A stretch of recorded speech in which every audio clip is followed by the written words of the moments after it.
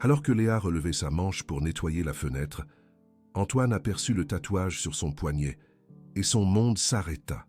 Cette rose, avec ses épines qui semblaient saigner, c'était lui qui avait fait cette marque, il y a 203 ans. Mais comment pouvait-il le savoir? Comment pouvait-il en être absolument certain? D'une chose aussi impossible, la réponse était gravée, à même la peau de cette femme. Et elle allait tout changer. Voici l'histoire d'une promesse qui a traversé 2 siècles, d'un amour que la mort n'a pas réussi à effacer, et d'une marque qui est née avec elle, parce que dans une autre vie, c'était lui-même qui l'avait tatouée.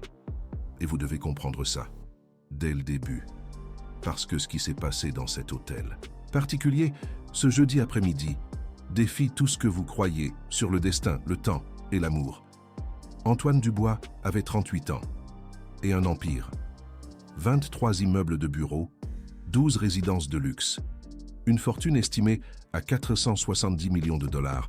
Son hôtel particulier, dans le Marais, occupait un pâté de maisons entier, 15 chambres, une piscine olympique chauffée, un héliport sur le toit. Mais il y avait une chose que son argent n'avait jamais pu acheter, la paix. Depuis son enfance, Antoine était tourmenté par des cauchemars, toujours les mêmes. Il se trouvait dans un endroit ancien, portant des vêtements qu'il ne reconnaissait pas, tenant des aiguilles et de l'encre, et une femme pleurait pendant qu'il marquait sa peau, une rose, 7 épines, du sang mélangé aux larmes. Et chaque fois qu'il se réveillait, il ressentait la même douleur, au plus profond de sa poitrine, comme s'il avait perdu quelque chose de précieux, comme s'il cherchait quelqu'un depuis très, très longtemps. Ses thérapeutes appelaient ça de l'anxiété existentielle. Ils lui prescrivaient des médicaments. Rien ne fonctionnait. Jusqu'à ce jeudi, Léa Moreau avait 29 ans et 3 emplois. Du lundi au vendredi, elle nettoyait des hôtels particuliers dans le Marais. Le samedi, elle faisait du ménage intensif dans des bureaux. Le dimanche, elle préparait des plats à emporter pour les vendre au marché. Elle vivait avec sa fille de 3 ans, Chloé, dans une petite chambre, au fond de la maison de sa grand-mère, à Aubervilliers. Elle prenait 3 bus pour se rendre dans le Marais. Elle quittait la maison à 5 heures du matin et revenait à 9 heures du soir. Et pendant tout ce temps, dans toute cette lutte, il y avait une chose que Léa n'avait jamais réussi à expliquer. Le tatouage sur son poignet gauche, une rose rouge, 7 épines, qui semblait toujours saigner. Ce n'était pas un tatouage ordinaire. Léa était née avec cette marque. Les médecins parlaient d'un hémangiome, vasculaire complexe, une malformation rare de la peau, mais sa grand-mère, Elena, disait toujours autre chose. « Tu es née marquée, ma puce, marquée par un amour qui t'a tuée dans une autre vie. » Léa n'y avait jamais cru, mais elle ne l'avait jamais oublié. Et elle cachait toujours cette marque. Des bracelets épais, des manches longues, même par temps chaud, parce que les gens la regardaient, lui posaient des questions, la jugeaient. Jusqu'à ce que, ce jeudi, son bracelet se casse. C'était la première semaine de Léa, comme employée de maison dans l'hôtel particulier des Dubois. L'agence avait envoyé son CV. Elle avait passé 3 entretiens avec la gouvernante. Elle n'avait jamais vu le propriétaire. Antoine était rarement à la maison, pendant la journée. Réunions, voyages, affaires. L'hôtel particulier était un musée vide, la plupart du temps. Mais ce jeudi-là, il avait tout annulé. Une migraine carabinée.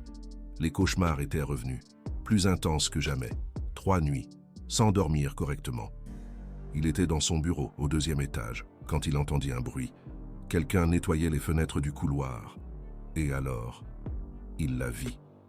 Léa était de dos, frottant la vitre, avec des mouvements circulaires.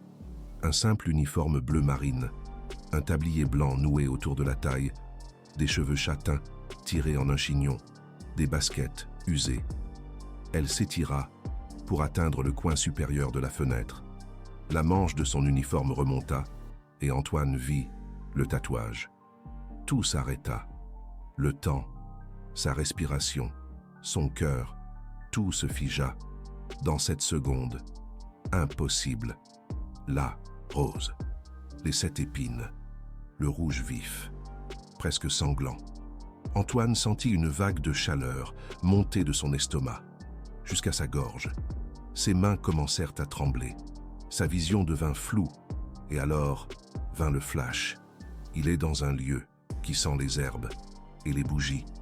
Ses mains tiennent des aiguilles fines, de l'encre rouge, dans un bol de terre. Et la femme devant lui pleure doucement. Pendant qu'il marque sa peau, cette rose saignera jusqu'à ce que nous nous retrouvions. Le flash dura 3 secondes, mais ce fut suffisant pour qu'Antoine chancelle et s'agrippe au mur.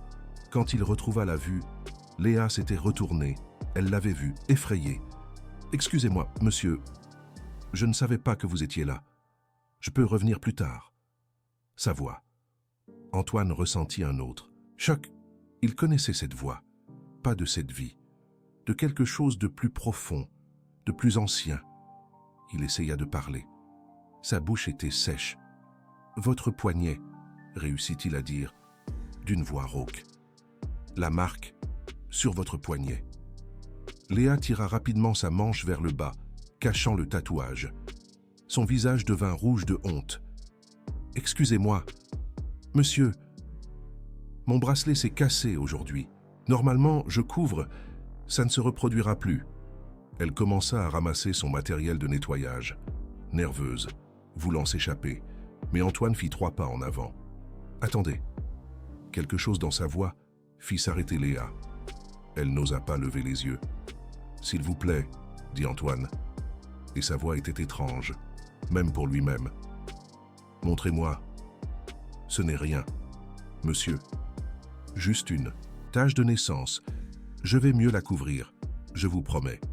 S'il vous plaît. » Il y avait du désespoir dans ce mot, une urgence, que Léa ne comprenait pas, mais qui fit battre son cœur, plus vite, lentement, sans savoir pourquoi elle obéissait. Elle releva sa manche et tendit son poignet gauche. La rose était là, rouge, vive, parfaite. 7 épines, courbées vers l'extérieur. Le rouge, si intense qu'il semblait, humide. Antoine tendit la main, ses doigts tremblaient. « Je peux ?» demanda-t-il. Léa acquiesça sans comprendre pourquoi. Et quand les doigts d'Antoine touchèrent sa peau, quand ses empreintes effleurèrent la rose tatouée, ils ressentirent tous les deux un choc électrique. Les parcourut au même instant. Léa halta. Antoine ferma les yeux. Et tous les deux virent flash. 1820. Lui, portant de simples vêtements de lin, les mains tachées d'encre. Elle, avec une robe verte brodée, les larmes coulant. Une promesse qui se fait. Un baiser volé. La mort qui approche. Le flash dura 5 secondes. Quand ils rouvrirent les yeux, ils se fixaient. Antoine tenait toujours son poignet. Léa tremblait. « Qu'est-ce que c'était » murmura-t-elle. Antoine lâcha sa main comme s'il s'était brûlé. Il fit 2 pas en arrière, son cœur battant si vite qu'il pensa qu'il allait s'évanouir. « Vous avez toujours eu cette marque » demanda-t-il. « Je suis né avec... » « Vous êtes né. »« Oui, monsieur, les médecins disent que c'est un hémangiome vasculaire, une malformation rare. Mais ma grand-mère disait toujours que... » Léa s'arrêta, réalisant qu'elle allait dire quelque chose de ridicule. « Quoi ?» insista Antoine. « Qu'est-ce que votre grand-mère disait ?» Léa déglutit difficilement, « Que je suis né marqué par un amour d'une autre vie. » Le silence qui tomba entre eux était dense, lourd, impossible. Antoine la regarda. Vraiment, il la regarda. Léa n'était pas belle, selon les critères qu'il connaissait. Un visage fatigué, des mains rêches, à force de travailler, des vêtements simples. Mais il y avait quelque chose dans ses yeux. Quelque chose de familier, d'ancien. Comme s'il avait plongé son regard dans ses yeux des milliers de fois. Comme s'il avait pleuré dans ses bras. Comme s'il était mort dans ses bras. « Quel est votre nom complet, s'il vous plaît ?» demanda-t-il. « Léa Moreau, monsieur. » Léa, répéta-t-il. Léa. Et puis, il murmura quelque chose d'inaudible, à peine perceptible. Avant, c'était Chloé. Léa se figea. Pardon. Antoine cligna des yeux, revenant au présent. Rien, excusez-moi, j'ai un mal de tête. Vous pouvez reprendre votre travail. Il se retourna rapidement et quitta le couloir, laissant Léa seule, confuse, effrayée. Et avec le poignet qui picotait encore, là où il l'avait touché. Si vous avez déjà eu l'impression de connaître quelqu'un que vous venez de rencontrer, vous comprendrez ce qui va suivre. Si vous n'avez jamais ressenti cela, il sera peut-être difficile d'y croire. Mais écoutez quand même, parce que ce qui arrive défie toute logique. Cette nuit-là, Léa ne parvint pas à trouver le sommeil. Chaque fois qu'elle fermait les yeux, elle voyait des flashs, des images qui n'avaient aucun sens. Elle, dans un lieu ancien, portant des vêtements qu'elle n'avait jamais vus. Un homme, la touchant avec tant de délicatesse, des aiguilles, perçant sa peau, de la douleur, mêlée à de l'amour, et sa voix qui murmurait « Cette rose saignera » jusqu'à ce que nous nous retrouvions. Elle se réveilla à 3 heures du matin, le poignet en feu. Le tatouage était plus rouge que jamais, brillant presque dans l'obscurité. Léa se dirigea vers la petite chambre où dormait sa grand-mère. « Mémé » appela-t-elle doucement. La vieille Elena ouvrit les yeux instantanément. Elle avait 85 ans, mais l'esprit vif. « Qu'y a-t-il, ma puce ?» Léa lui montra son poignet. « Ça brûle. Et j'ai fait des rêves étranges. » Elena alluma la lumière. Elle regarda la marque, puis elle leva les yeux sur sa petite fille avec une expression que Léa n'avait jamais vue, de la peur et de l'espoir. « Tu l'as trouvé, » murmura Elena. « Trouvé qui ? L'homme qui t'a marqué ? Mémé, s'il te plaît, ne recommence pas avec ça. » Mais Elena prit ses mains, avec une force surprenante. « Écoute, Léa, écoute bien. Quand tu es née, cette marque était déjà là. Les médecins ont dit que c'était impossible, que les angiomes ne naissent pas avec cette forme parfaite. Mais moi, je savais la vérité, parce que ma mère me l'a raconté, et sa mère le lui. C'est raconté avant elle. » Léa s'assit sur le bord du lit. « Raconter quoi ? Que les femmes de notre famille naissent marquées. Pas toutes, mais certaines. Toujours la même marque. Toujours au même endroit. Et quand ça arrive, c'est parce que cette femme est morte par amour dans une autre vie. Et la marque, c'est la promesse que cet amour reviendra la retrouver. C'est de la folie, Mémé. Peut-être. Mais aujourd'hui, tu as ressenti quelque chose, n'est-ce pas? Quand quelqu'un a touché la marque, Léa pâlit. Comment sa grand-mère pouvait-elle le savoir? J'ai senti, admit-elle doucement. Quand mon patron a touché mon poignet, j'ai senti comme si je le connaissais déjà, comme si tu l'avais attendu toute ta vie. Oui, Elena hocha la tête lentement. Alors, ça a commencé. Et tu dois faire attention, ma puce, parce que ce qui va arriver maintenant, ce n'est pas un destin ordinaire. C'est une promesse entre deux âmes. Et les promesses comme ça, elles se paient. 3 jours passèrent. Antoine annula tous ses voyages. Il resta à l'hôtel particulier. Il travaillait dans son bureau, mais son attention était ailleurs. Il écoutait ses pas, le bruit du balai, l'eau qui coulait. Et chaque fois qu'il savait que Léa était proche, son cœur s'emballait. Il essayait de se convaincre qu'il devenait fou. Le stress, trop de travail, l'imagination. Mais les rêves ne s'arrêtaient pas. Maintenant, ils étaient de plus vivides, plus réels. Il voyait tout. 1820, France rurale. Il était Gaspard, un orphelin qui avait appris l'art du tatouage auprès d'un apothicaire. Il travaillait dans une petite pièce sombre au fond d'un manoir. Et elle, c'était Chloé Delacroix, la fille du seigneur, riche, éduquée, promise à un noble. Qu'elle n'avait jamais vu. Ils s'étaient rencontrés par hasard. Elle s'était perdue dans la forêt. Elle était entrée dans sa pièce en cherchant de l'aide, et lorsque leurs yeux s'étaient croisés, ils avaient tous les deux ressenti une reconnaissance. Les rendez-vous secrets avaient commencé. Elle descendait en cachette. Il l'attendait. Ils parlaient pendant des heures. Ils partageaient des rêves qu'il ne pourrait jamais réaliser. Elle voulait la liberté. Lui, il voulait l'amour. Et puis, vint le jour où elle serait forcée de se marier. « Fais quelque chose qui me rappelle toi pour toujours », demanda Chloé, en pleurant. « Pour que même si je suis forcée d'appartenir à un autre, une partie de moi soit tienne. » Et Gaspard prit les aiguilles. Il mélangea l'encre la plus rouge qu'il connaissait, et il tatoua sur son poignet une rose avec 7 épines. « Une épine pour chaque mois que nous avons vécu, » dit-il, « et la rose qui ne se fane jamais, comme notre amour. Cette rose saignera, jusqu'à ce que nous nous retrouvions, » jura Chloé. « Je le promets, » répondit Gaspard. « Je te retrouverai, dans cette vie ou dans la prochaine. » Mais ils furent découverts. Le lendemain, Gaspard fut capturé, accusé d'avoir séduit la fille du Seigneur, d'avoir profané une femme promise. Il fut exécuté sur la place principale. 23 ans.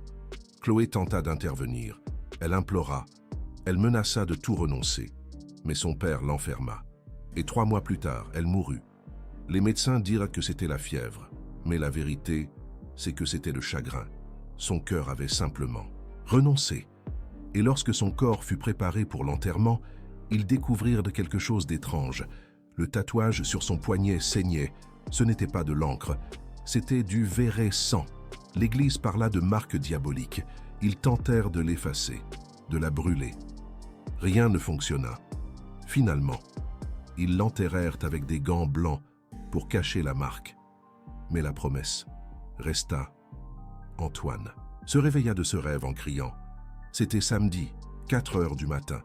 Il était trempé de sueur, l'oreiller mouillé de larmes, et il savait, de chaque fibre de son être, ce n'était pas un rêve, c'était un souvenir.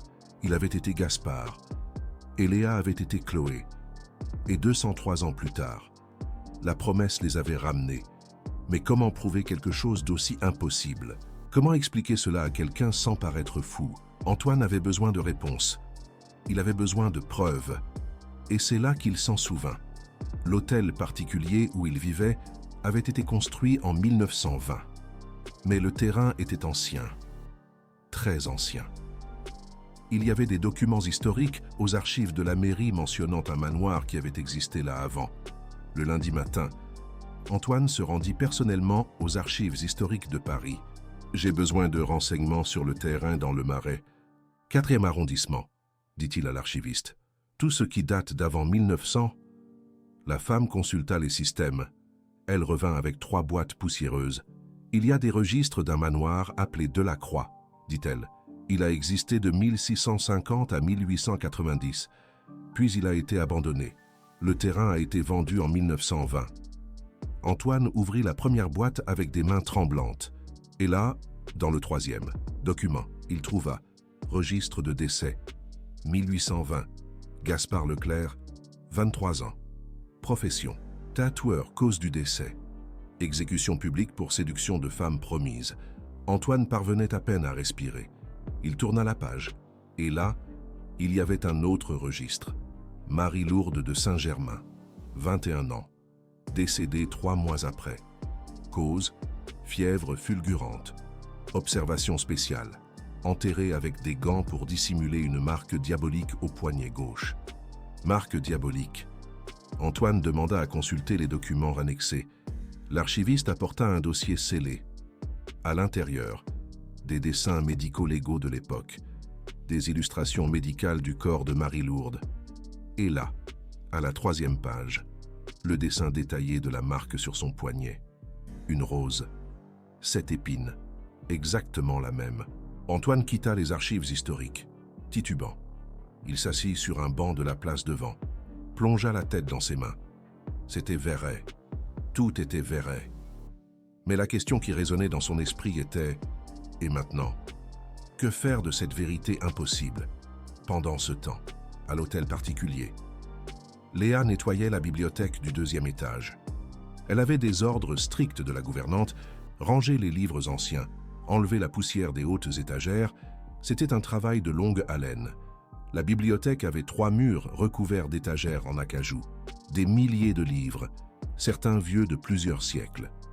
Léa était en haut de l'escabeau, nettoyant l'étagère la plus haute, quand sa main heurta quelque chose de caché derrière les livres, une boîte en métal.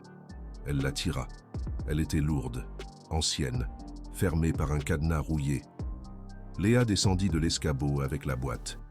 Elle appartenait probablement à l'ancien propriétaire de l'hôtel particulier. Elle devait la remettre à la gouvernante. Mais quelque chose la fit hésiter. Elle secoua la boîte. Quelque chose était à l'intérieur. Des papiers, des objets légers, sans savoir pourquoi. Léa chercha quelque chose pour ouvrir le cadenas. Elle trouva un ouvre-lettres sur le bureau. Elle força. Le vieux cadenas céda. Elle ouvrit la boîte. Et son monde s'effondra. À l'intérieur, un journal intime, une couverture de cuir usé, des pages jaunies. Et sur la première page, écrit d'une calligraphie ancienne, Journal de Marie-Lourde de Saint-Germain, année 1820. Léa s'assit par terre, ouvrit le journal d'une main tremblante et commença à lire. 15 mars 1820, aujourd'hui. J'ai rencontré un homme qui a arrêté mon cœur. Il n'est pas noble, il n'est pas riche. Mais quand nos yeux se sont croisés, j'ai senti que je le connaissais depuis 1000 ans. Léa tourna la page. 3 avril. Gaspard m'a montré son art. Il marque la peau des gens avec de l'encre et des aiguilles. Il dit que chaque marque raconte une histoire. Et je veux qu'il raconte la mienne. Autre page. 20 juin. J'ai demandé à Gaspard de me marquer. Quelque chose que personne ne peut enlever. Quelque chose qui prouve que cet amour est réel. Il a hésité. Il a dit que c'était dangereux. Mais j'ai insisté. Et il l'a fait. Une rose avec 7 épines. Une pour chaque mois de notre amour secret. Et la dernière entrée. 10 septembre. Ils l'ont emmené. Et ils vont l'exécuter demain. Et je ne peux pas le sauver. Je ne peux rien faire. Je ne peux que faire une promesse. Cette marque qu'il a faite va saigner jusqu'à ce que nous nous retrouvions, dans cette vie ou dans la prochaine. Je le jure. Léa pleurait. Des larmes tombèrent sur les pages anciennes. Et alors elle tourna la dernière page du journal. Et là, il y avait un dessin. La main de quelqu'un, un poignet. Et dessus, dessiné à l'encre rouge, une rose avec 7 épines. Exactement la même que la sienne. Léa lâcha le journal, releva sa manche, regarda sa propre marque. Et alors, elle comprit. Ce n'était pas seulement une tâche de naissance. C'était une promesse, faite il y a 203 ans, par une femme qui est morte d'amour et qui était née de nouveau, en elle, si vous n'avez pas encore de frissons. Alors je dois vous raconter ce qui s'est passé quand Antoine est rentré ce soir-là. Parce que là, dans cette bibliothèque, 2 siècles de séparation étaient sur le point de prendre fin. Et la promesse gravée sur la peau de Léa allait enfin être tenue. Antoine entra dans l'hôtel particulier vers 3 heures de l'après-midi. Il apportait un dossier avec des copies des documents historiques, les preuves. Des preuves de quelque chose qui ne devrait pas exister. Mais en même temps, il hésitait. Que faire avec ça? Montrer ça à Léa? Une employée qu'il connaissait à peine? Dire quoi exactement? Qu'ils avaient vécu avant? Qu'il avait été exécuté pour l'aimer? Qu'elle était morte de chagrin? Elle allait penser qu'il était fou. Ou pire, elle allait avoir peur de lui. Et cette possibilité lui faisait plus mal qu'Antoine ne pouvait le comprendre. Il monta directement à son bureau, mais en passant dans le couloir du 2e étage. Il entendit un bruit venant de la bibliothèque. Quelqu'un qui pleurait. Antoine poussa la porte doucement. Et il la vit. Léa était assise par terre, dos à la porte, les épaules tremblant. Une boîte en métal ouverte à côté d'elle, et dans ses mains, un livre ancien. « Léa ?» Antoine appela doucement. Elle se retourna brusquement, effrayée. Son visage était mouillé de larmes, ses yeux rouges. Et quand elle le regarda, il y avait quelque chose de différent dans ce regard. Ce n'était plus l'employé timide, c'était autre chose. De la reconnaissance, de la douleur, et quelque chose qui ressemblait à de la colère. « Vous saviez ?» demanda-t-elle, la voix brisée. Vous saviez qui j'étais. Antoine fit un pas dans la bibliothèque. J'ai commencé à découvrir. Les rêves, les visions.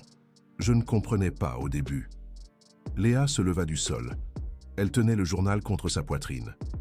Ceci était caché ici, dans votre hôtel particulier. Le journal de Marie-Lourdes, de 1820. Elle décrit tout. L'amour interdit, le tatouage, la promesse.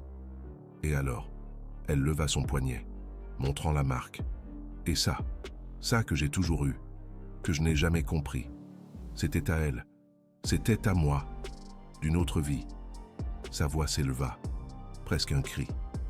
Toute la peur, toute la confusion des derniers jours explosant. Comment est-ce possible? Comment quelqu'un peut-il naître avec un tatouage de 200 ans? Comment puis-je me souvenir de choses que je n'ai jamais vécues? Antoine s'approcha doucement. « Je suis allé aux archives historiques aujourd'hui, » dit-il calmement. « J'ai trouvé des registres, de Gaspard Dumas, tatoueur exécuté en 1820, et de Marie-Lourdes, décédée 3 mois plus tard, avec une marque diabolique au poignet. » Il posa le dossier sur la table, l'ouvrit, en sortit les copies. Voici le registre de décès. Et ici, le dessin médico-légal de la marque. Léa prit les papiers d'une main tremblante, regarda le dessin de la rose, la description médicale. Et alors, elle regarda son propre poignet. C'était identique, jusqu'au moindre détail. Elle laissa tomber les papiers. C'est de la folie. Ce n'est pas possible. Mais Antoine fit un pas de plus. Il était maintenant à seulement 1 mètre d'elle. Vous l'avez senti, Léa. Quand j'ai touché votre main, vous avez vu, comme je l'ai vu. Léa secoua la tête, essayant de nier. C'était juste, je ne sais pas. De l'imagination, du stress. Alors pourquoi pleurez-vous? Pourquoi avez-vous trouvé ce journal aujourd'hui? De tous les jours? Juste quand nous commencions à nous souvenir?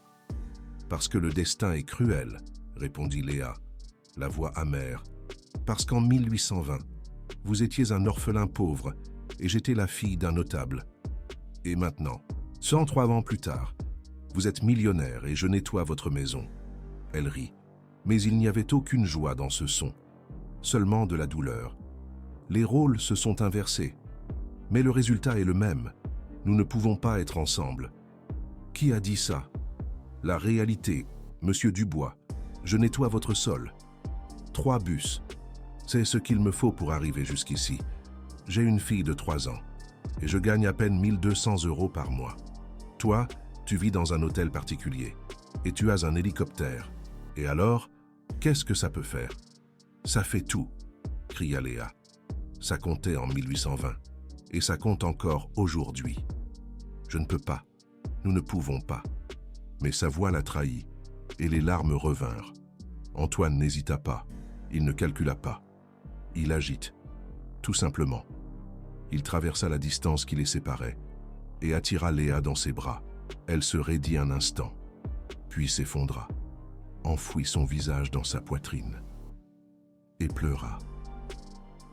Elle pleura ces 203 années de séparation, la vie qu'ils avaient perdue, la promesse qui brûlait sur sa peau depuis sa naissance, et Antoine la serra contre lui, comme il l'avait fait auparavant, dans une vie antérieure, dans les dernières minutes, avant d'être emmené. Pour mourir, je t'ai cherché, murmura-t-il dans ses cheveux, dans chaque vie. Je savais que tu étais quelque part. Je le sentias. Léa releva le visage, ses yeux noisettes, noyés de larmes, vulnérables. Qu'est-ce qu'on fait maintenant? Et c'était bien ça, la question. Que faire lorsque 2 âmes se retrouvent après 2 siècles, lorsque la promesse est tenue, mais que les circonstances restent impossibles? Antoine n'avait pas de réponse. Alors, il fit la seule chose qui avait un sens. Il baissa la tête, rissant, et l'embrassa. Ce fut doux, au début, hésitant. Mais lorsque Léa répondit, lorsque ses bras se levèrent et entourèrent son cou, quelque chose changea. Le baiser s'intensifia, devint urgent, désespéré, comme s'ils essayaient de récupérer 203 années perdues dans cet instant. Et alors, tous deux ressentirent. Le poignet de Léa brûla. Le tatouage la démangeait comme le feu. Ils se séparèrent, haletants. Léa baissa les yeux. La rose était plus rouge que jamais, presque berlante. « Ça saigne », murmura-t-elle, effrayée. Ce n'était pas du vrai sang, mais le rouge pulsait, comme si la marque était vivante.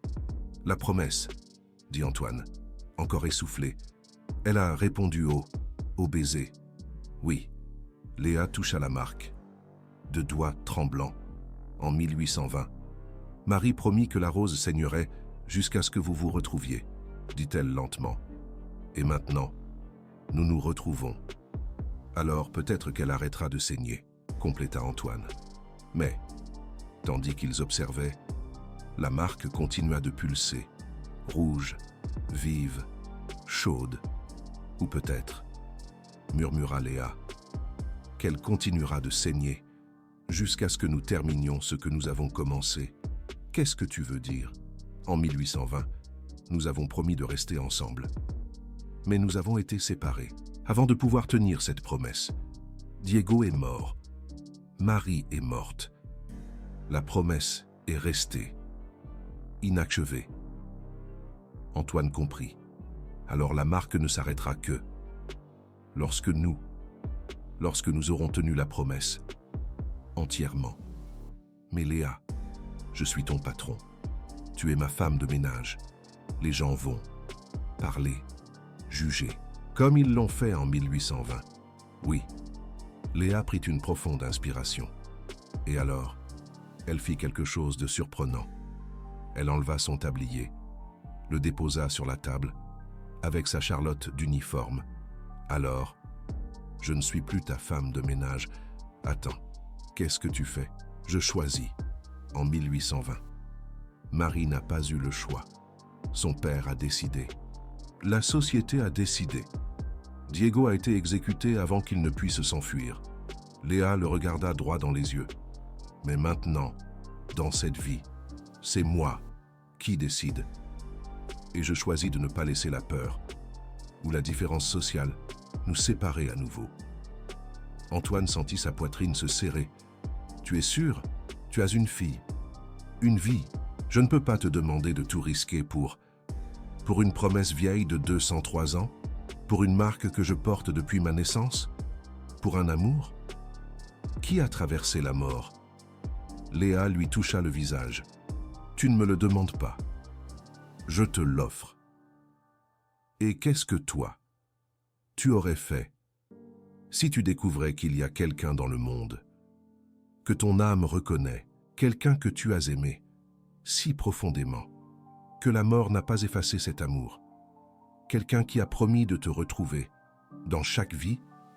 Tu fuirais ou tu risquerais tout?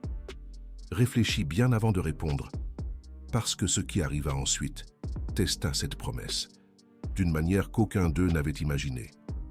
Antoine et Léa passèrent des heures suivantes dans cette bibliothèque, à lire le journal ensemble, à le comparer aux archives historiques, à reconstituer l'histoire complète de Diego et Marie. Et plus ils en découvraient, plus cela devenait réel. Diego avait 23 ans lorsqu'il fut exécuté, orphelin depuis l'âge de 12 ans. Il avait appris l'art du tatouage auprès d'un apothicaire nommé Sébastien. Il était doué. Les gens venèrent de loin pour se faire marquer par lui. Marie avait 21 ans, fille unique du propriétaire terrien Don Rodrigo de San Jerónimo. Éduquée par des précepteurs français, elle jouait du piano, lisait en 3 langues. Mais elle était la propriété de son père, promise à un comte de 50 ans, qui vivait en Espagne. Ils se rencontrèrent en mars 1820. Marie était descendue aux écuries, à la recherche d'un cheval qui s'était échappé. Elle se retrouva à l'arrière de l'hacienda, où Diego travaillait. Le coup de foudre n'était pas une exagération. Tous deux décrivirent, dans leurs écrits, la même chose, une reconnaissance, comme s'ils s'étaient déjà connus auparavant. Les rencontres secrètes durèrent 6 mois, toujours de nuit, toujours en cachette. Et lorsque le mariage arrangé fut fixé au mois de septembre, Marie demanda à Diego de la marquer.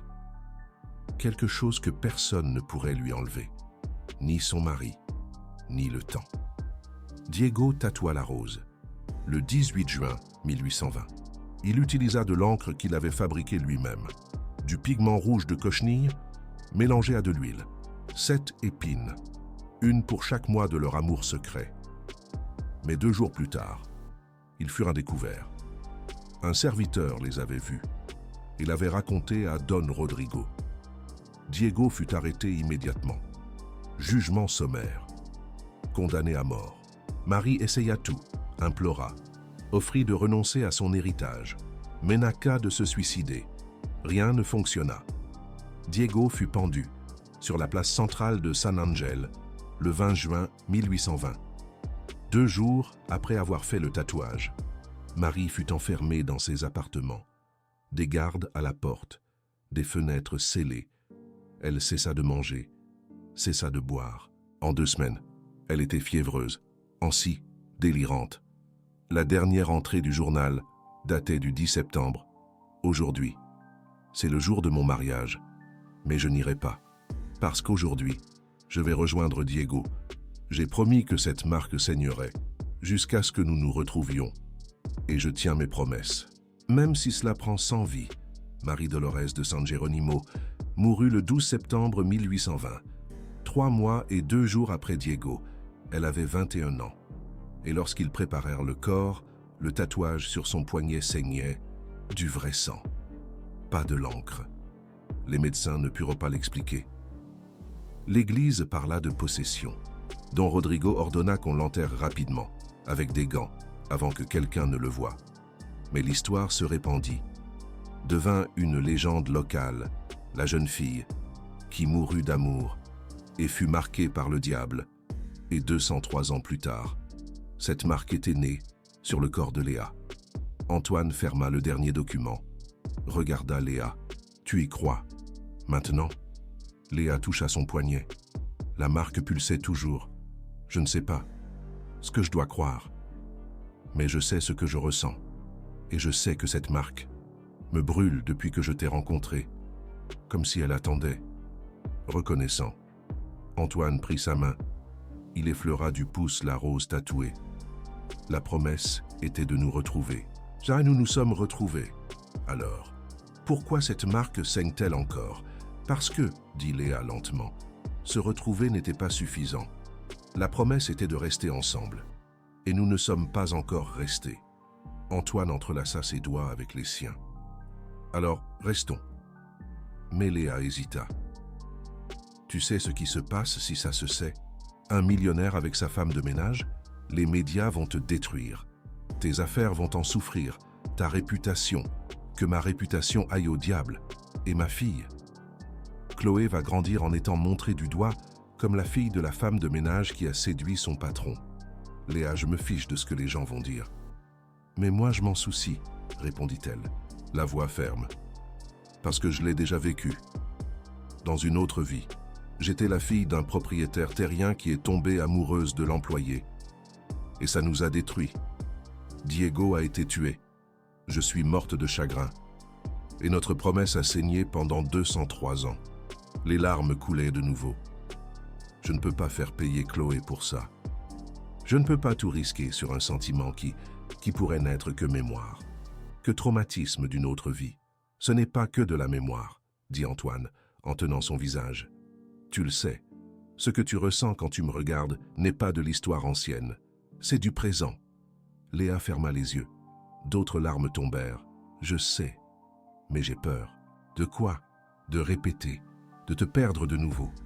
Que la promesse ne soit jamais tenue, parce que le monde continue de nous séparer.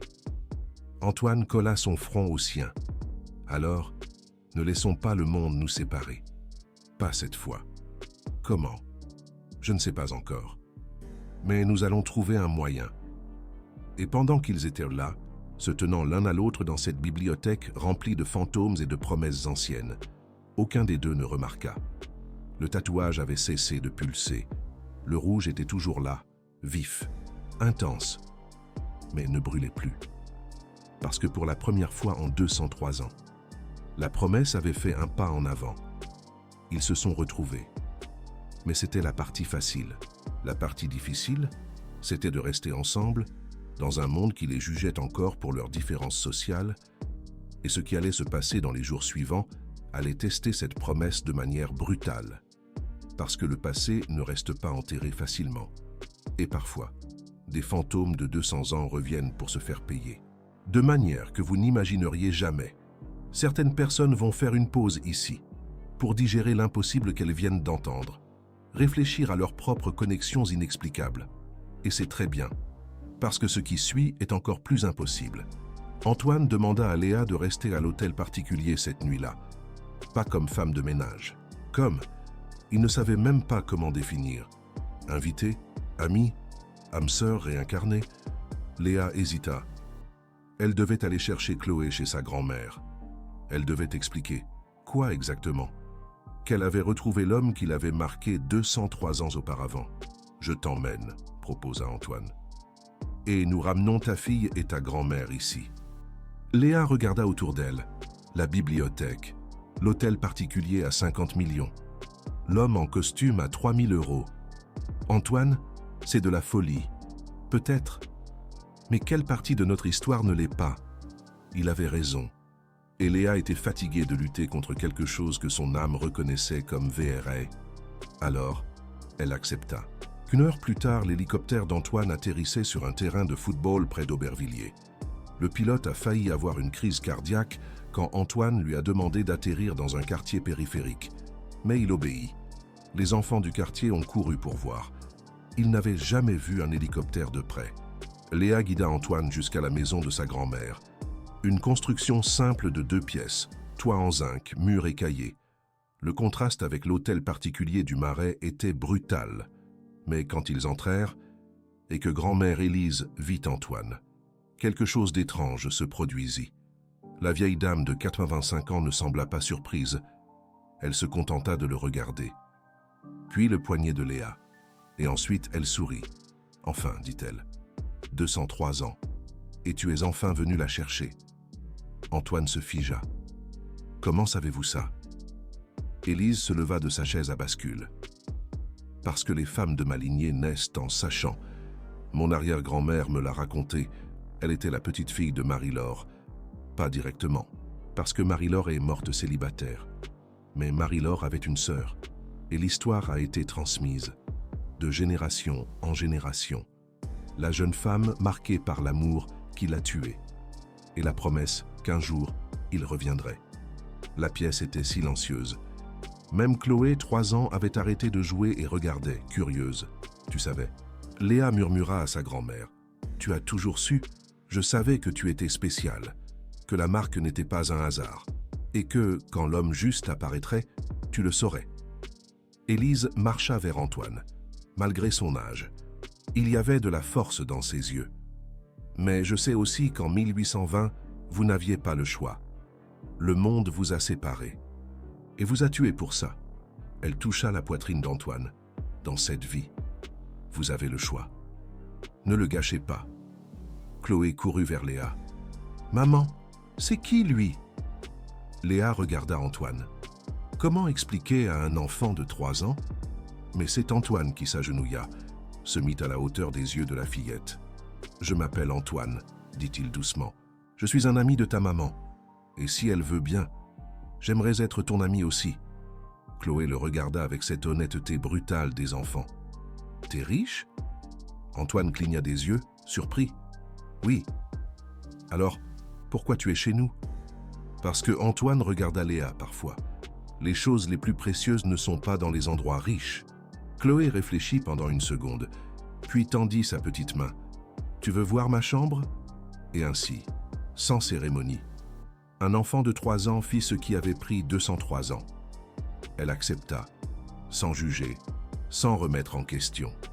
Antoine passa la nuit dans cette humble maison d'Aubervilliers, dormit sur un matelas par terre dans le salon, mangea une soupe aux lentilles qu'Élise avait préparée, joua à la poupée avec Chloé, et pour la première fois en 38 ans, il dormit sans cauchemar. Quand il se réveilla le lendemain matin, il trouva Léa dans la petite cuisine, en train de faire du café. Elle était pieds nus, les cheveux lâchés, sans uniforme, juste un vieux t-shirt et un pantalon de survêtement. Et Antoine pensa qu'il n'avait jamais vu personne d'aussi belle. « Bonjour », dit-elle, timide. « Bonjour. » Il y eut un silence, confortable, comme s'ils avaient déjà fait ça 1000 fois. Léa servit le café. Ils s'assirent à la petite table en formica. « Qu'est-ce qu'on fait maintenant » demanda-t-elle. « Je ne sais pas », admit Antoine. « Je n'ai jamais eu de manuel pour gérer la réincarnation et les promesses de 200 ans. » Léa rit. C'était un son léger, joli. Moi non plus. Antoine prit sa main sur la table, effleura du pouce le tatouage. Il ne brûlait pas. Il était tiède, présent, mais ne faisait pas mal. « Je pense qu'on commence doucement, » dit-il. « On apprend à se connaître dans cette vie, pas seulement à travers les souvenirs. Léa acquiesça. Et ta fille, comment tu vas lui expliquer la vérité, simplifiée, que j'ai rencontré quelqu'un de spécial et que je veux apprendre à la connaître. Et la société, les médias, nous nous en occuperons quand ça arrivera. Mais, Léa, je ne vais pas te cacher, ni notre connexion. » Léa se mordit la lèvre. « Et si ça tourne mal? Et si les souvenirs ne sont que traumatismes? Et si nous ne fonctionnons pas dans cette vie? Alors au moins, nous aurons essayé, » répondit Antoine. Et la promesse a été tenue. Nous nous sommes retrouvés. Nous avons eu la chance que Gaspard et Élodie n'ont pas eue. Une larme coula sur le visage de Léa. « J'ai tellement peur. Moi aussi. Mais vous allez essayer? » « Oui. » Et ils scellèrent leur accord par un baiser, doux, prometteur, plein d'espoir. Les jours suivants furent surréels. Antoine retourna à l'hôtel particulier. Léa, à sa routine de 3 emplois. Mais ils se parlaient de tous les jours. Messages, appels. Il commença à venir la chercher au travail, emmener Chloé se promener. Et les gens commencèrent à le remarquer. Pas encore les médias, mais les employés de l'hôtel particulier, oui. Le voisinage d'Aubervilliers aussi. Les commérages commencèrent. La femme de ménage qui séduit le patron. Le millionnaire en pleine crise de la quarantaine. Mais Antoine et Léa tentaient d'ignorer, jusqu'à ce que cela arrive. Une semaine après ce jour à la bibliothèque, Antoine était à l'hôtel particulier lorsqu'il reçut un appel. De l'hôpital. « Monsieur Dubois, nous avons une patiente ici. Léa Moreau. Elle a donné votre nom comme contact d'urgence. » Le monde d'Antoine s'arrêta. Que s'est-il passé? Elle a été victime d'un accident. Un accident de voiture. Elle est en train d'être opérée. C'est grave. Antoine ne se souvient pas d'avoir raccroché. Ne se souvient pas d'avoir couru vers la voiture. Ne se souvient pas du chemin jusqu'à l'hôpital. Il se souvient seulement d'entrer dans la salle d'attente et de voir mamie Hélène tenant Chloé. La petite fille pleurait. « Maman est blessée », sanglotait-elle. Antoine tomba à genoux devant elle. Que s'est-il passé? Hélène, les larmes aux yeux, expliqua. Elle traversait la rue, en revenant du marché. Une voiture à toute vitesse. Elle n'a pas eu le temps d'esquiver. Ils l'ont emmenée au bloc. Hémorragie interne, fracture du crâne. Les mots résonnèrent dans l'esprit d'Antoine comme une sentence. Hémorragie, crâne, grave, non, non, pas encore, pas 203 ans plus tard. Il ne pouvait pas la perdre encore. Antoine resta dans cette salle d'attente pendant 6 heures, tenant Chloé, priant des dieux auxquels il ne croyait pas, faisant des promesses qu'il ne savait pas comment tenir. Et pendant ces 6 heures éternelles, les souvenirs revinrent, plus forts, plus vifs. Il vit 1789. Vit le moment où les gardes défoncèrent la porte de la petite chambre où il était avec Élodie. Vit l'horreur sur son visage. Vit Élodie se faire traîner. Vit le tribunal sommaire, la condamnation, la cellule froide. Vit la dernière pensée avant que la corde ne serre son cou. Je te retrouverai, dans chaque vie. Et vit, d'un endroit au-delà, Élodie enfermée dans ses appartements, se consumant, mourant de l'intérieur, et la promesse qu'elle fit dans son dernier souffle. Cette marque saignera jusqu'à ce que je te retrouve. La promesse a été tenue. Ils se sont retrouvés. Mais si c'était trop tard? Et si le destin était assez cruel pour les réunir, juste pour les séparer à nouveau? Finalement, un médecin sortit. Famille de Léa Moreau? Antoine se leva. Hélène aussi. Comment va-t-elle? Le médecin hésita. L'opération s'est bien passée. Nous avons maîtrisé l'hémorragie, mais elle a subi un traumatisme crânien sévère. Elle est dans le coma artificiel. Nous ne savons pas quand elle se réveillera, ou si elle se réveillera. Les mots furent comme un coup de poignard. Puis-je la voir? Vous pouvez. Mais elle ne répondra pas. Antoine entra dans l'unité de soins intensifs. Léa était connectée à des machines, des tubes, des moniteurs, le visage pâle, presque mort, et sur son poignet gauche, exposé à cause du matériel médical, le tatouage, la rose avec 7 épines. Mais quelque chose était différent. Antoine s'approcha. Le rouge était en train de s'estomper. Pas complètement, mais les bords de la rose devenaient rosâtres, comme si l'encre se dissolvait. Un infirmier entra. « Excusez-moi, monsieur. Mais êtes-vous de la famille? » « Oui, » mentit Antoine. « Je suis son fiancé. » Le mot sortit naturellement, comme si cela avait toujours été vrai. L'infirmier vérifia les appareils, nota quelque chose sur son bloc-notes. « C'est un combat, » dit-il doucement. « Mais elle est forte. Les signes vitaux sont stables. Après son départ. » Antoine prit la main de Léa, celle avec le tatouage, et posa son front contre le sien. « Non, » murmura-t-il, « pas cette fois.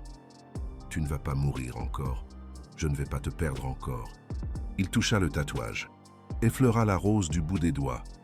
Et alors, quelque chose d'impossible se produisit. Le tatouage brilla, pas métaphoriquement. Il émit littéralement une faible lumière rouge. Et Antoine sentit une aspiration, comme s'il était aspiré à l'intérieur de la marque. Il essaya de lâcher la main de Léa, mais n'y parvint pas. Ses doigts étaient collés à sa peau. La lumière rouge devint plus forte. Et alors Antoine vit, flash, mais pas comme avant. Cette fois, c'était plus que de la mémoire. C'était de la présence. Il était en 1789, pas en train de voir, en train de vivre. Gaspard était dans la petite chambre, en train de préparer des encres, et entendit la porte s'ouvrir. Élodie entra, les larmes coulant. « Ils nous ont découverts, » dit-elle. « Mon père sait. » Gaspard laissa tout tomber, courut vers elle. « Alors fuyons, maintenant, ce soir. » Mais Élodie secoua la tête. Il a mis des gardes à toutes les sorties, et il a dit que si j'essaie de m'échapper, il te tuera, toi et ta famille. Gaspard n'avait pas de famille. Il était orphelin, mais elle ne le savait pas. Alors, que faisons-nous? Élodie prit ses mains, les yeux désespérés. Marque-moi, maintenant. Quelque chose qui ne partira jamais. Pour que, même si on me force à me marier, même si on nous sépare, je te porte toujours avec moi. Gaspard hésita. Tant Élodie, s'ils le voient, ils ne verront pas, je le cache. Mais, s'il te plaît, j'ai besoin de ça. J'ai besoin de savoir que j'étais tienne, même si ce n'était que pour un court instant. Alors Gaspard le fit, prépara l'encre la plus rouge, prit les aiguilles les plus fines et tatoua la rose sur son poignet. 7 épines, expliqua-t-il. Une pour chaque mois que nous avons passé ensemble. Élodie pleura pendant tout le processus, pas de douleur, de désespoir. Quand il eut terminé, elle regarda la marque. « Promets, » demanda-t-elle. « Promets que, même si on nous sépare, tu me chercheras. Dans cette vie ou dans la prochaine. » Gaspard embrassa le tatouage encore sanglant. « Je te le promets, je te retrouverai. Peu importe le temps que ça prendra. » Élodie posa son front contre le sien. « Et je promets que cette rose saignera jusqu'à ce que nous nous retrouvions. » Ils s'embrassèrent, pour la dernière fois. Le lendemain, Gaspard fut capturé. 2 jours plus tard, pendu, et tandis que la corde serrait son cou, tandis que la vie s'écoulait, la dernière pensée de Gaspard fut « Je reviendrai, je le promets ». Antoine revint au présent avec un cri. Il était par terre dans l'unité de soins intensifs, haletant, transpirant, plein de larmes. Et il comprit. Le tatouage n'était pas qu'une marque. C'était un portail, un lien entre les vies, entre les âmes. Et tant que Léa serait vivante, tant que le tatouage existerait, la promesse continuerait. Il se releva, retourna vers son lit, prit sa main à nouveau, et cette fois, il ne toucha pas seulement le tatouage, il lui parla, à son âme. Élodie, Léa, qui que tu sois maintenant, j'ai besoin que tu reviennes. 203 ans que je te cherche. 203 ans que cette promesse patiente, nous nous sommes retrouvés. Enfin, et je ne te laisserai plus jamais repartir. Ses larmes tombèrent sur la main de Léa. Si tu m'entends, où que ton âme soit à présent, s'il te plaît, reviens à moi. Silence. Seul le son des machines. Mais alors, très lentement, l'un des doigts de Léa bougea. Antoine se figea. Il regarda la main. Un autre doigt bougea. Et puis la main entière serra la sienne. Faiblement, mais intentionnellement. Ses yeux se portèrent sur le moniteur cardiaque. Les battements avaient augmenté, légèrement, mais visiblement. « Léa » appela-t-il. « Tu m'entends » Rien. Mais la main tenait toujours la sienne. Et le tatouage.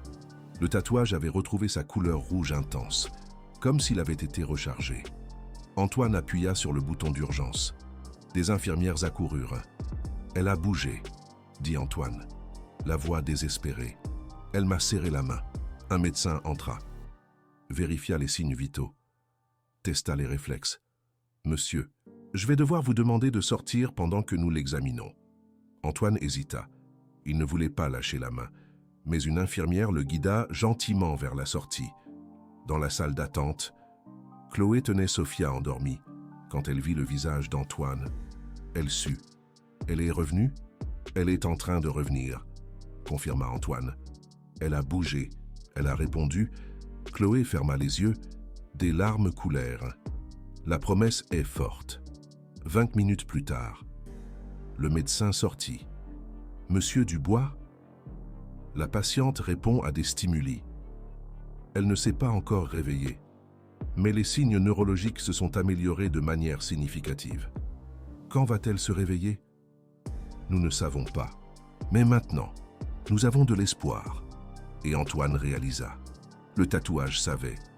Quand Léa était en danger de mourir, il commençait à s'estomper, comme si la promesse se dissolvait.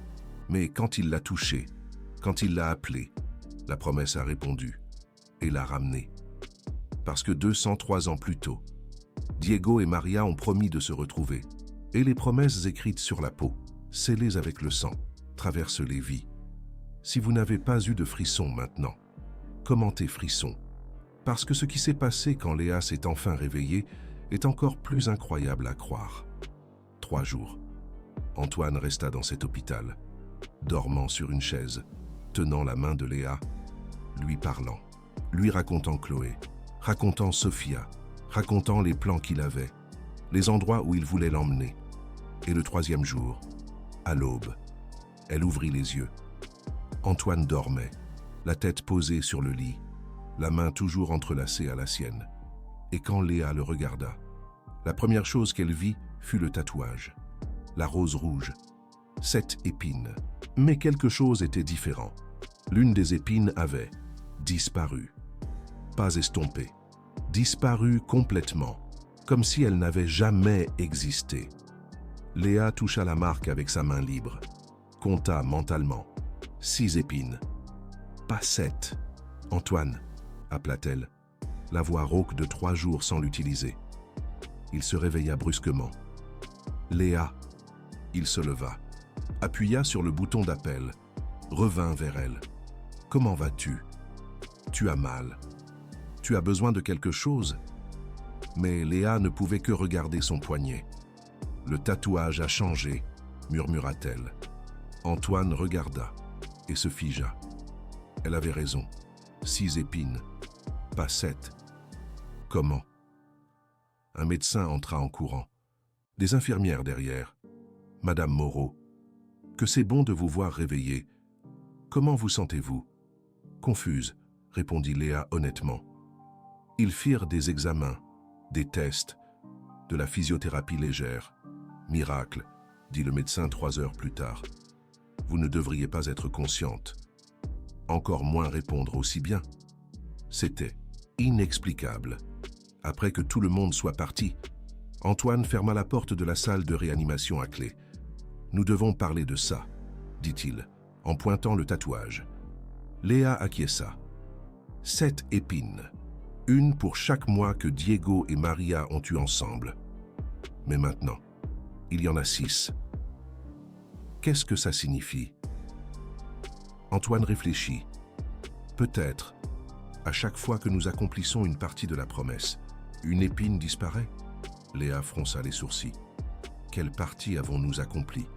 Nous nous sommes retrouvés, nous nous sommes reconnus, et je t'ai ramené. Ramené? Antoine raconta. La vision, le portail, la promesse activée. Quand tu étais en train de mourir, le tatouage commençait à s'estomper.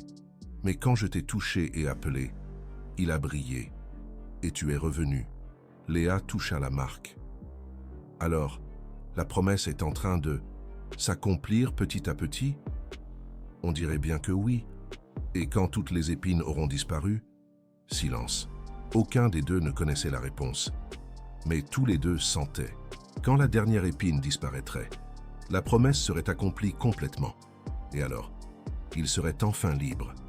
Ou enfin ensemble pour toujours. Ou peut-être les deux. Léa resta à l'hôpital 3 jours de plus. Récupération trop rapide, selon les médecins. Inexplicable, répétait-il. Mais Antoine et Léa savèrent la vérité. La promesse l'avait ramené. Et maintenant, avec 6 épines au lieu de 7. Quelque chose avait changé. Le tatouage ne brûlait plus, ne palpitait plus. Il était là, présent, mais paisible, comme s'il avait accompli une partie de ce qu'il devait. La nuit précédant sa sortie, Léa n'arrivait pas à dormir. Elle n'arrêtait pas de regarder le tatouage, de compter les épines à plusieurs reprises. 6. Toujours 6. Antoine était assis sur une chaise à côté du lit, lui aussi réveillé. « À quoi penses-tu » demanda-t-il. « À 1820, répondit Léa. Maria était enceinte de 7 mois de Diego. 7 épines. Une pour chaque mois. Oui. Et maintenant il y en a 6, parce que nous avons accompli quelque chose, parce que je t'ai ramené. La promesse a fonctionné. » Léa le regarda. Mais il reste encore 6 épines. 6 étapes de la promesse. Antoine s'assit sur le bord du lit. Peut-être que chaque épine représente une barrière que Diego et Maria n'ont pas réussi à surmonter, et nous devons toutes les surmonter pour l'accomplir complètement. Quelle barrière? Léa réfléchit. La première était de se retrouver. Diego et Maria ont été séparés avant ça. Nous nous sommes retrouvés. Première épine disparue. Ça a du sens. Alors les 6 prochaines sont... Je ne sais pas. Mais nous allons le découvrir. Et ils le découvrirent plus vite qu'ils ne l'avaient prévu. 2 jours après la sortie de Léa, la nouvelle filtra. Quelqu'un prit une photo d'Antoine à l'hôpital, tenant la main de Léa, la publia sur un réseau social, l'identifia. Antoine Dubois, magnat de l'immobilier, 38 ans, célibataire, fortune de 470 millions. En soins intensifs avec une femme non identifiée, les spéculations commencèrent. Petite amie? Sœur? Maîtresse? Et puis quelqu'un découvrit. Une infirmière vendit l'information à un site de potins.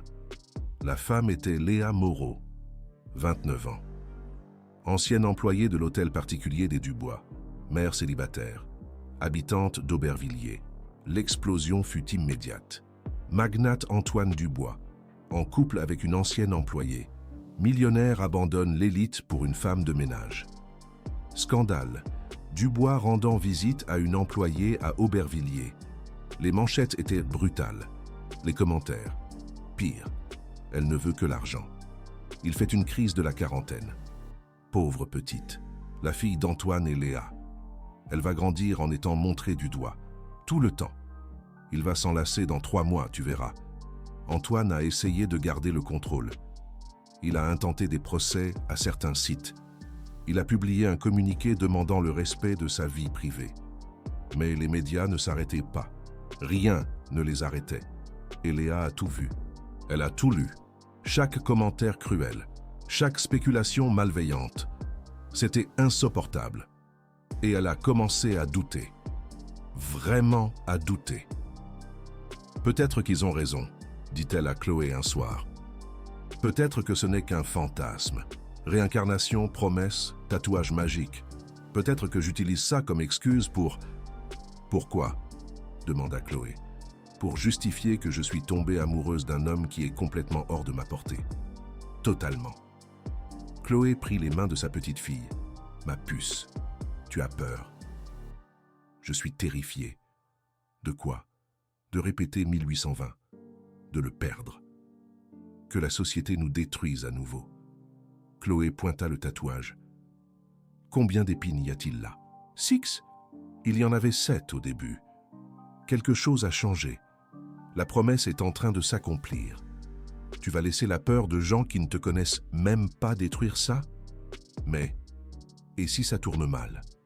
Et si ça tourne bien ? Léa n'avait pas de réponse. Aucune. Pendant ce temps, Antoine affrontait sa propre bataille. Ses associés avaient convoqué une réunion d'urgence. 12 hommes en costume à 5 000 €, assis autour d'une table en acajou. L'ambiance était tendue. « Antoine, nous devons parler de ce scandale », commença l'un d'eux. « Ce n'est pas un scandale, c'est ma vie personnelle. Qui affecte les affaires ? Nous avons perdu 3 contrats cette semaine. Les clients ne veulent pas s'associer avec quelqu'un qui est, comme ils ont dit, en pleine crise. » Antoine frappa ses mains sur la table. « Une crise ? Je suis avec quelqu'un que j'aime. C'est une crise, ça ?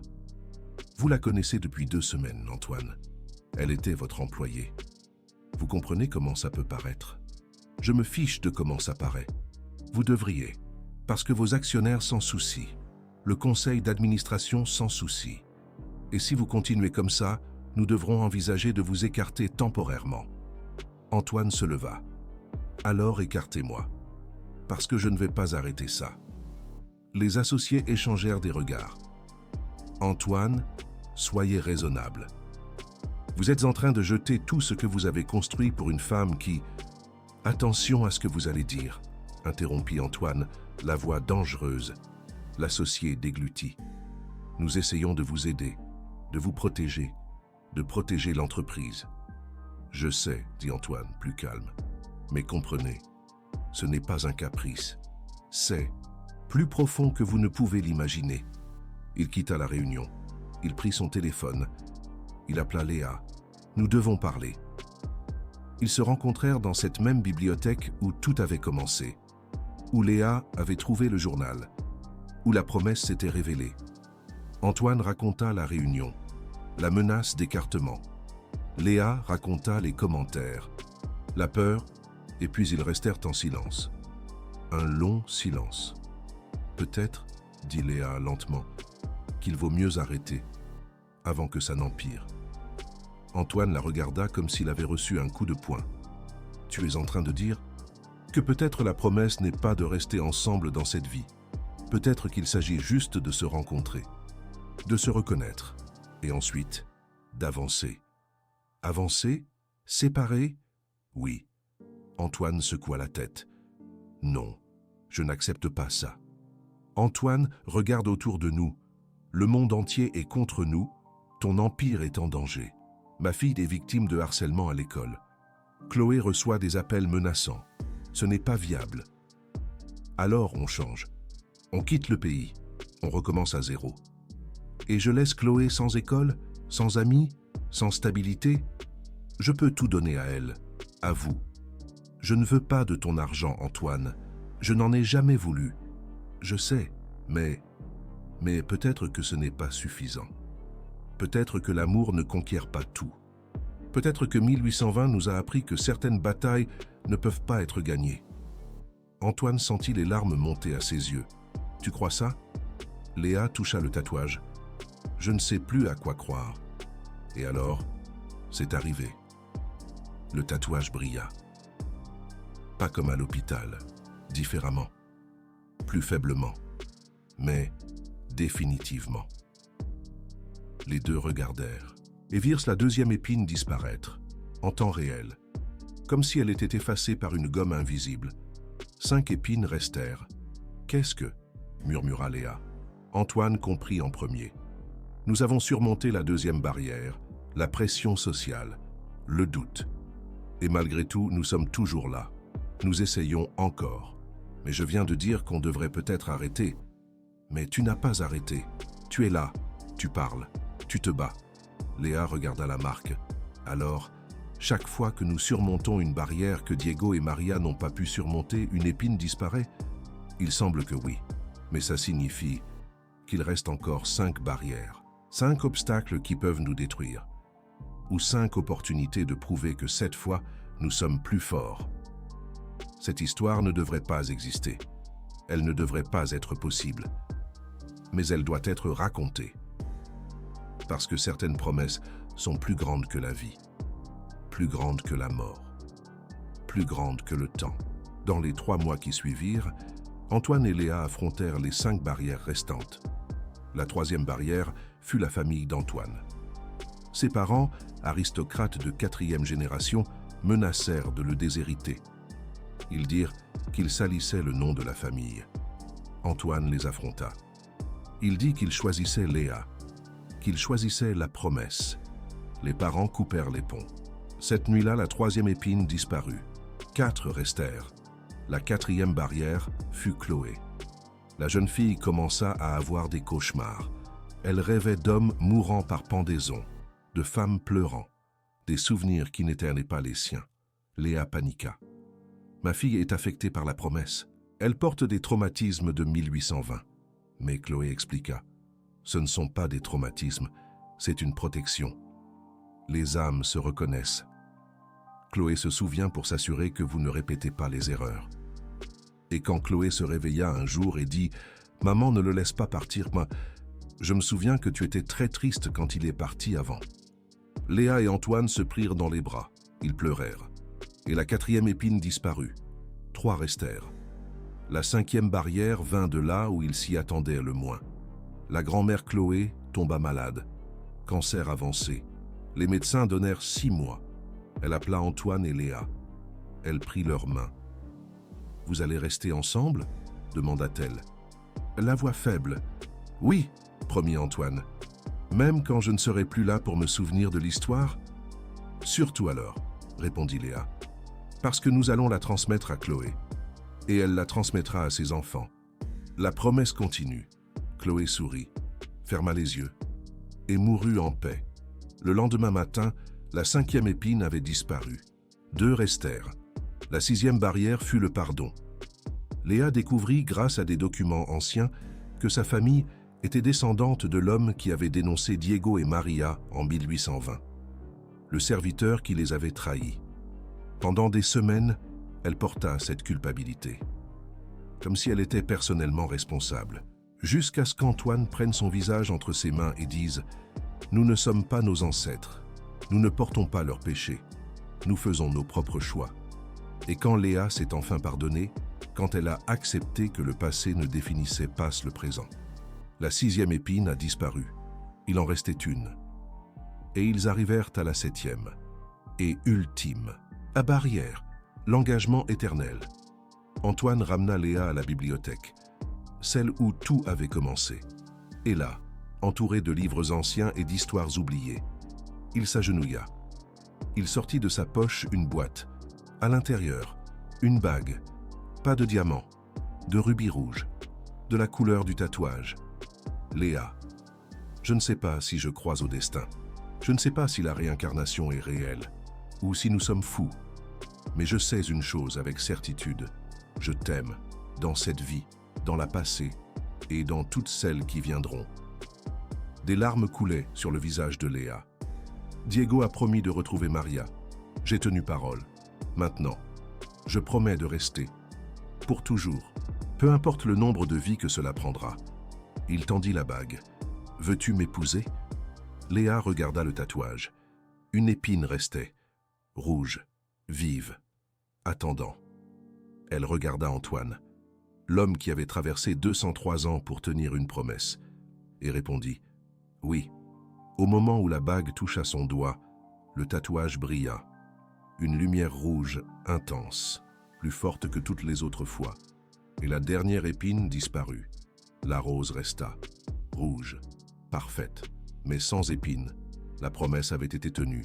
203 ans, 7 barrières, une promesse qui a traversé la mort, et finalement, dans cette bibliothèque, avec une bague de rubis et un tatouage sans épines, Diego et Maria, maintenant Antoine et Léa, étaient ensemble, pour toujours.